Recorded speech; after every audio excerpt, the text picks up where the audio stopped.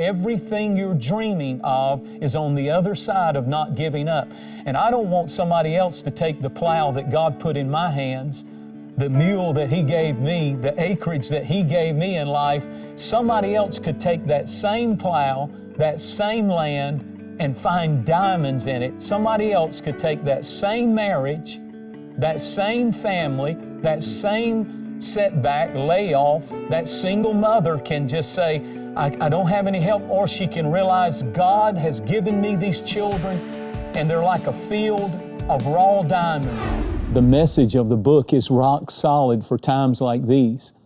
I'll start out by just telling you quickly what the book is about. It's a true story that a man by the name of Russell Conwell went to the Middle East in the 1800s.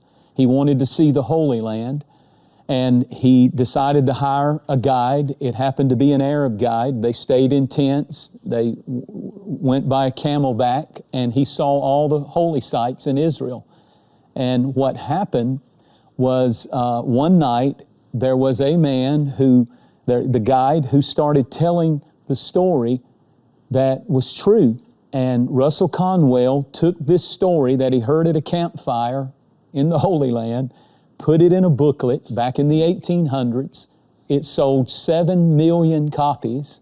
He then gave a speech about it 6,000 times, raised enough money out of the two to found one of the leading universities in America called Temple University in Philadelphia. And today there are tens of thousands of students who call Temple their college.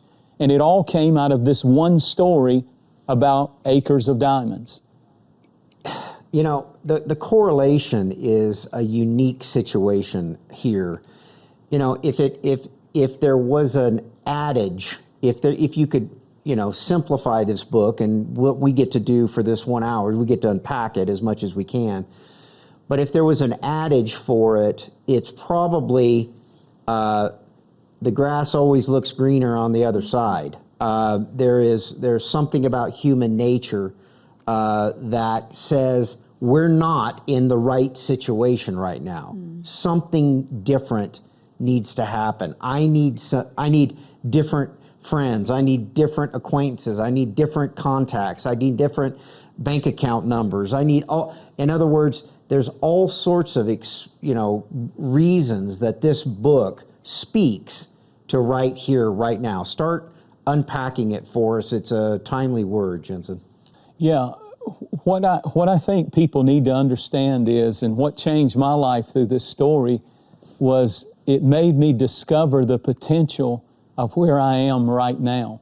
We're always saying, if I had another marriage, or I had another ministry, or I had another job, or I had somebody else's life, somebody else's opportunities, then my life would be different. And we fail to recognize the enormous potential of what God has given us where we are. And so I think it's vital that people hear this story. The best books are books that come out of life experiences.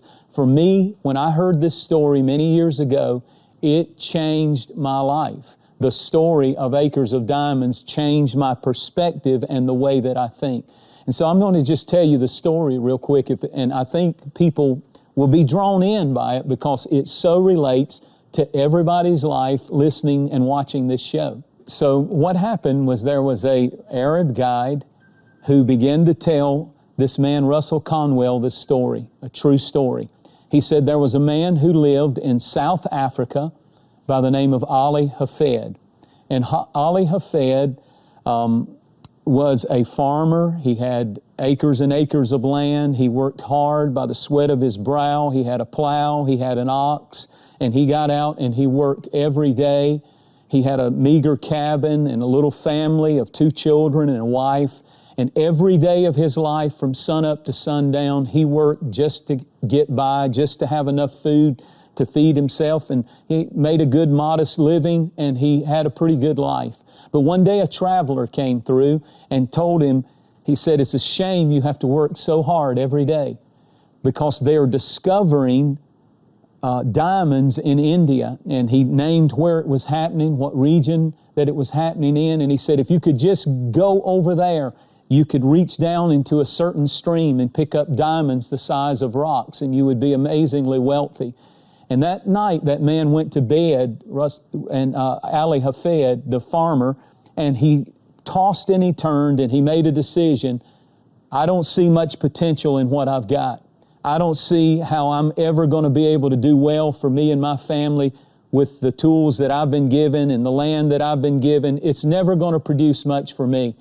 But if I could go to India, and the only way I can do that is I'm going to sell the farm, I'm going to sell the plow, I'm going to sell the ox. Again, this is a true story. It's verified. He sold it all.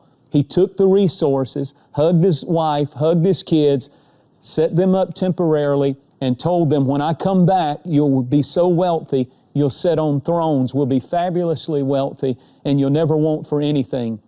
He set off as a soldier of fortune. He began to go to India. He got there, found no diamonds. He ended up in Europe, found no diamonds, and he finally, in a moment of desperation, out of money, out of hope, out of dreams, in a foreign country, no way to get back to his wife and family, wrote a suicide note, there are no diamonds anywhere, and jumped into a raging stream and took his life. And that's a horrible story, because the man reached such desperation that he felt there was no hope and no reason to go on living. Now watch this. The man who bought the farm took the same acreage, the same cabin, the same plow, the same ox, the same work tools, and began to plow that ground. And he noticed that as he was plowing, that he had an issue that just kept happening. He had these rocks that he kept plowing up, and ever so far, every few feet, he would have to take the rocks and throw them over to the side of the field. It was so annoying. Day after day after day, he had stacks and stacks and stacks of these black rocks that would sparkle when the sun would hit them, and they would show the colors of the rainbow. One day he hit one that was particularly large, and he thought that would make a nice decoration on my little mantle in front of my fireplace. He took it back and put it on the mantle. And one day the local priest came by to welcome he and his family to the community. And while they're talking in mid-sentence, the priest looks up and sees this huge rock, unusual colored rock on the mantle. And he's stunned, and he says, "Where did you get that from?" And he said, "Oh, I got it out of a field out there. They're all over the place." And he said, "You don't understand. That is a diamond in the rough." Sure enough, they took it. That first diamond that first rock was worth $25,000 in the 1800s.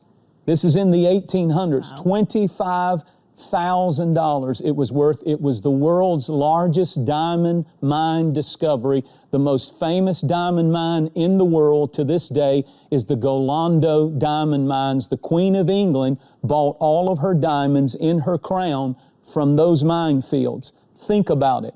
The man who threw himself into that river and took his life because he felt like that life had been unfair to him and he had nothing of value, never realized that he had been living in acres of diamonds. It was there all the time. It was right under his nose, but he never saw it. I think that we're in a time when people need to stop saying, if I had this, if I had that, if life hadn't turned out for me like it has, then things would be different, and understand that God has placed you somewhere that is absolutely loaded with potential, loaded with His blessings. And by the way, if you have Jesus Christ, you have no idea, you cannot fathom the unsearchable riches you have in Jesus Christ. He is a provider. He is a healer. He is a deliverer. And He is one who has a plan and a purpose for your life. And He's already put in your field all that you need to fulfill God's plan and purpose for your life. The thing about diamonds is this: it's carbon that's at least 100 feet under the earth. And the only thing that brings those carbons together to bond is heat and pressure. It requires intense heat and pressure and time. And this is the problem. So many people want to run. You said it, Matt. They think the grass is greener on the other side, so they leave this ministry for that ministry. They leave this wife for that wife. They leave this husband. I want another family. I want another job. And they don't stay where they are. Success is a 4-letter word. Stay. I know that there's time for change. I know that there's time when we're in toxic relationships and we have to distance ourselves. We all get that. But most of the time, when intense heat and pressure comes, we see it as our enemy. We see it as the worst thing. I'm going through a fiery trial, heat and pressure. When God says the only thing that's going to bring out of your life the diamonds, the blessings, the purpose, the destiny, the calling is intense heat and pressure, and you standing there long enough to not give up. Everything you're dreaming of is on the other side of not giving up. And I don't want somebody else to take the plow that God put in my hands, the mule that He gave me, the acreage that He gave me in life. Somebody else could take that same plow, that same land, and find diamonds in it. Somebody else could take that same marriage, that same family, that same setback, layoff. That single mother can just say, I don't have any help, or she can realize God has given me these children and they're like a field of raw diamonds. And how do you know that those children aren't going to rise up and call you blessed like Proverbs 31 said they would do, and buy you a house if you raise them right and love God? I'm telling you, your life is loaded with acres of diamonds. And what I learned early is you can't have it without the intense heat and pressure. You can't get the diamonds of life. Nobody just gets there. When I look at people like you, some people look and say, wow, look at that ministry that they have. Look at what God has trusted them with. And what they have no idea of is what in the world, what kind of intense heat and pressure, and how long? You know, I think even this pandemic, could it be that God is saying America has forgot who she is? That it's still acres of diamonds. We've got problems, we've got injustices, we've got all kinds of issues, but I want to say we're still loaded with potential. We're still acres of diamonds, and what has to happen is God has to open our eyes. You know, there's a verse in Psalms 116 that said, "Open my eyes that I might see wondrous things." That means they can be all around you and you just can't see it. God has to open your eyes to potential. For me, in ministry, what happened is I felt a calling to preach, and I accepted it one night. I'll never forget it. I heard a preacher preach, and you guys know Steve Brock. It was his brother, Ronnie Brock. Ronnie was preaching, and it just messed me up. A teenage kid, 16 years of age. I went down to the altar, I wept, and I said, "I'll do whatever you want me to do. I'll preach." I didn't want to preach. I was raised in a preacher's home. I didn't want all that. I just didn't want to live that life. And to make a long story short, after I said yes, I thought, well, you know, TBN will discover me any day now. There's no telling how God's going to raise me up. It didn't happen that way. It took intense heat and pressure. Within a few months of me saying yes to the Lord in my prayer, bulls began to break out all over my body. I looked like a monster from the top of my head all the way down my body. I had a blood issue, and it caused these inflamed bulls all over my body. And I remember being out of school for months and sick and there in my bedroom, depressed. I went from popular and running with the kind of wild crowd and, you know, living life like a normal 16-year-old to total isolation, total loneliness, total depression, no friends. And in that moment, the heat and the pressure, I remember crying out one night saying, "God, what a joke. I said I would preach, and now I'm so embarrassed. I would notice the lighting in a room. I wouldn't go out in public. I would sit in the back by myself. I would go to school, and the kids would laugh at me, and it was so humiliating and embarrassing, I wouldn't go." And learned how to do my work, and I would skip class a lot because I was so embarrassed to go into the classes. And I would go, and I got a secret key to my dad's church, and I would go up in the balcony and sit under the sound booth, and I would listen to cassette tapes of the Word of God in that season. I had a walk with God, but I'd never had my own Bible walk with God. I'd never learned how to pray. I'd never learned how to really worship God. And in that church, by myself, God began, through intense heat and pressure, to teach me the Word of God. Incidentally, that same summer, I picked up my saxophone and started practicing it 5-6 hours a day because I didn't have any friends.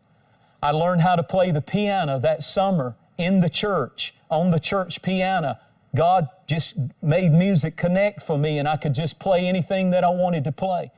None of those gifts would have been discovered had I been out running around every Friday and Saturday night with my friends. None of those things would have happened. Most importantly, to this day, when I write a sermon, my mind many times goes back to those feelings of isolation that I had, those times when I hated myself, those times when I thought maybe it would be best for my life just to end. And it makes me feel for that teenager, that mom, that person going through a divorce who feels like their life is over. My heart and emotions go back to those days in my life. And I'm simply saying, if God has you in a time of intense heat and pressure, it is not to destroy you. It is preparing you for acres of diamonds. It is preparing you. Everything God promised me, He did it. He just didn't do it in the way that I thought He would do it. He actually had to prepare me. God's going to get you where He wants you to be. The question is, will you be able to stand it? Will you be prepared to handle it so that when you get it, you're not so amazed by it that you forget about the God who's been faithful through the intense heat and pressure. And some of you are crying out today, how long, O Lord? How long is this going to last? I remember saying that. How long? How long? It's one thing when a trial lasts a week or 3 weeks or 6 months. But any of you who've ever been in a battle that goes for months and months, and it's intense heat and pressure, and it's nerve-wracking, and you don't know what you're going to do except you learn to lean on Jesus. And in those moments, Matt, that's when God opens your eyes. That's the very time when He'll flash those diamonds across the field and say, I know it doesn't look like it on the outside, but on the inside, I'm preparing you for something greater than you can comprehend. It's beautiful. Whew. Wow. Jentezen, let's, you're speaking a word so in season for so many. The pandemic of COVID-19 mixed with, everything else that's going on in the world with tensions and racial tensions and loss of jobs. And there is a lot of heat. There's a lot of pressure, and what I want you to do, just because you've preached it long enough to develop just a sense of an anointing, is right here, right now. Pray for the people, whatever you feel led to do, whatever you feel led to, and then we'll unpack a few more of the truths inside of this book. But I think it's time. I think people are wanting to receive right here. I so agree with that, because the hard places lead to high places. Where you are right now is exactly where God wanted you to be, because He is preparing you for acres of diamonds in that family, those children that you may be on drugs, maybe during this pandemic, their issue has come more to the surface. Maybe alcohol is being abused tremendously and it's breaking your heart. Maybe you've got sons and daughters who just don't even go to church and you raise them. Don't give up on those kids. They're acres of diamonds. And keep praying and keep reaching. And Father, today, we bring all of the people who are in the most difficult season they've ever been. Those whose careers and jobs and businesses. Their whole life was poured into that restaurant. Their whole life was poured into that position of, and now COVID seems to have taken it all away. I just thank you that right now you are bringing a word to them that it is not over. You're bringing a word to them right now that you bring beauty out of ashes. You bring joy out of sorrow. That we never allow the outward circumstances to define who we are on the inside. We may be going through loss and trials and discouragement and even temporary defeat. But we receive today the word of the Lord. Open our eyes.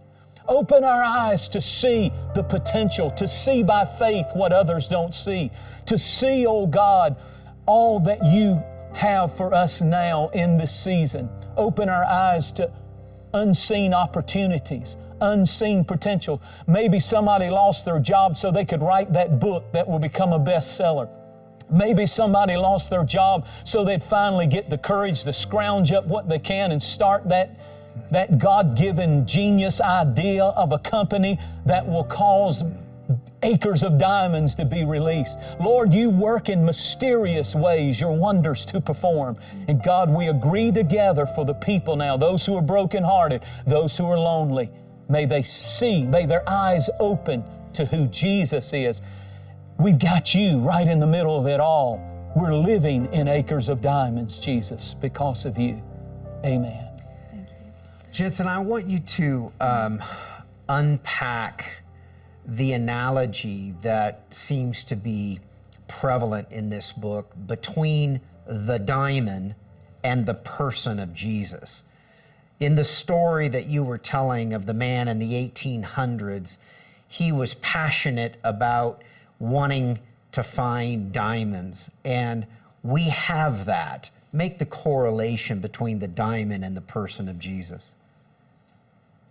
Yeah, you know, the title of the book can be deceptive because it sounds like it's just some kind of prosperity book, and we need prosperity, but that's not what it is right now. What this book is real life, real life. But it is in the Bible. Let me give you an example. In Luke chapter 15, the prodigal son is living in the father's house, and he has everything he can ever imagine, but he goes to the father and he says, "Give me my inheritance. I don't want this life." I'm sure he had some friends who were saying, "Man, out there, they're really living. Out there, there's a party going on. Out there, the girls and the drugs and the party and the club, it's all out there." And he left what he had in search of acres of diamonds. And when he had spent all searching, he tried everything you can imagine, and he left him empty, and he ended up in a pig pen. And he came back to the father's house only to discover that everything he was looking for was right under his nose in the father's house. And you and I have seen it happen, and it's happening to some of the viewers' families.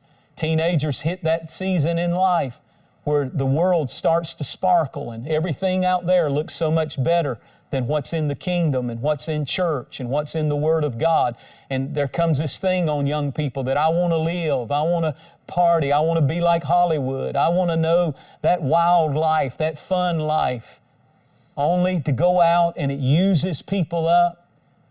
Sin fascinates and then it assassinates. Sin thrills and then it kills.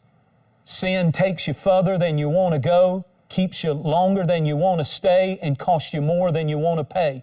And when they come back addicted, broken, and hurting, the testimony of millions is, I was raised in church, I was raised by godly parents, and it took me a journey of intense heat and pressure, but I'm back and I'm never leaving the Father's house again.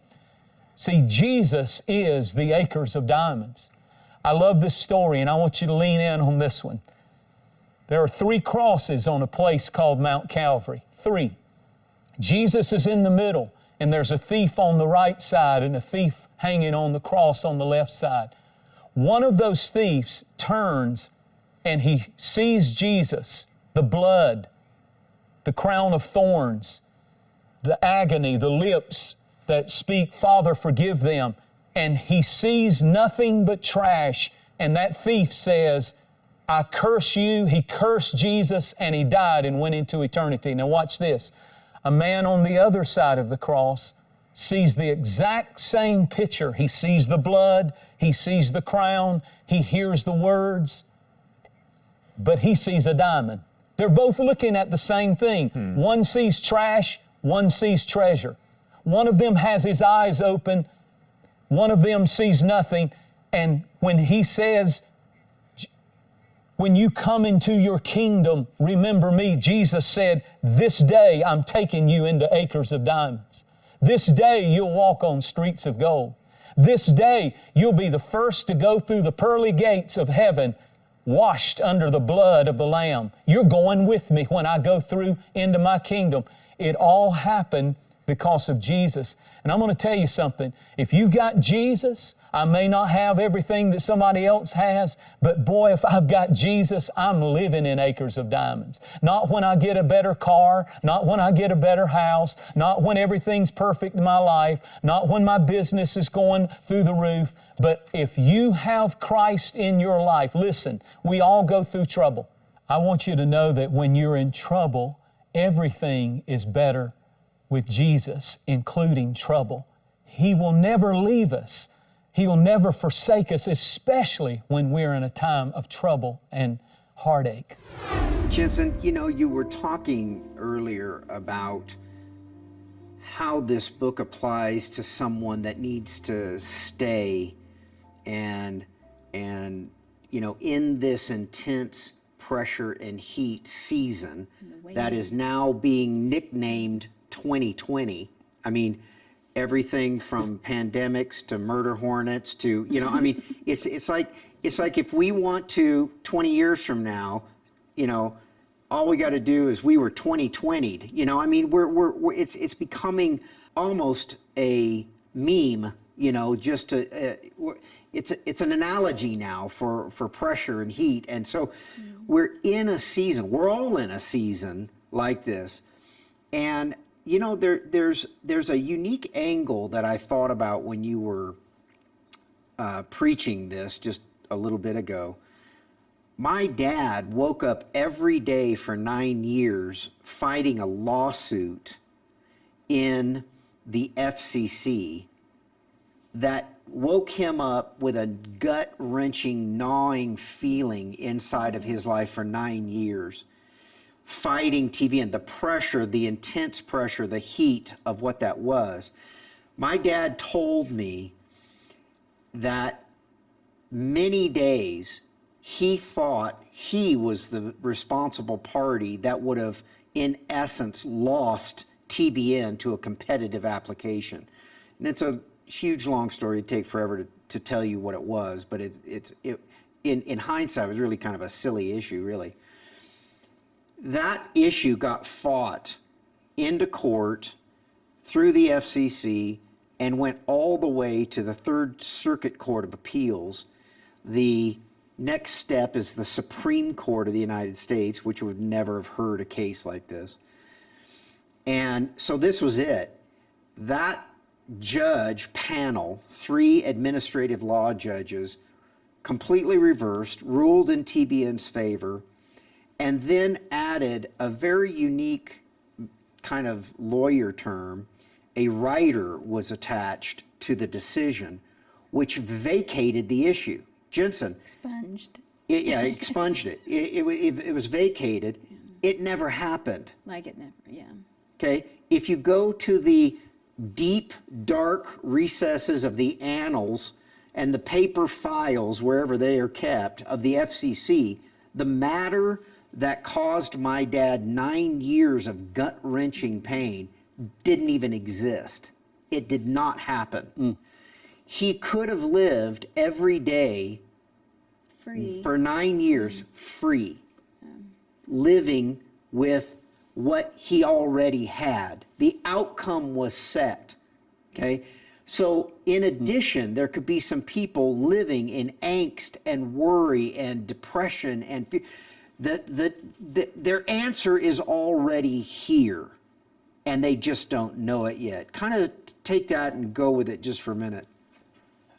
One of the stories that we talk about, and by the way, I remember those days. I was watching TBN during those days when your dad would occasionally, he couldn't talk about it a lot because it was in litigation. Right. But I remember those days. I remember behind the scenes coming on the show sometimes with your parents, and they would talk to me on the side about some of the things that they were going through.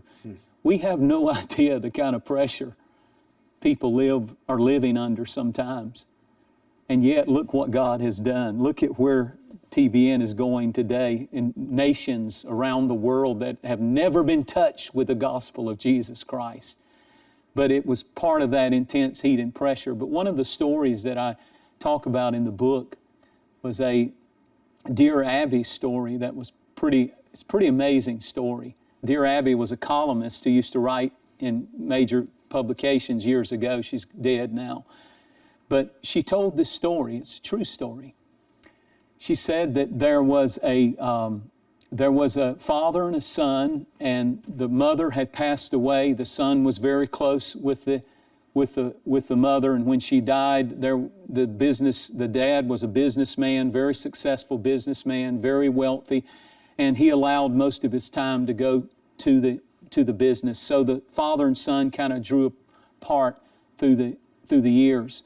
Finally, it came time for him to graduate from college, and he began to yearn for a relationship with his father, so he made a greater effort to kind of bridge, and he started coming back home more and more. And that senior year, he had never asked for anything from his extremely wealthy father. But he said, "Dad, there is a certain sports car that I've noticed," and he told where it was, and they even went and looked at it.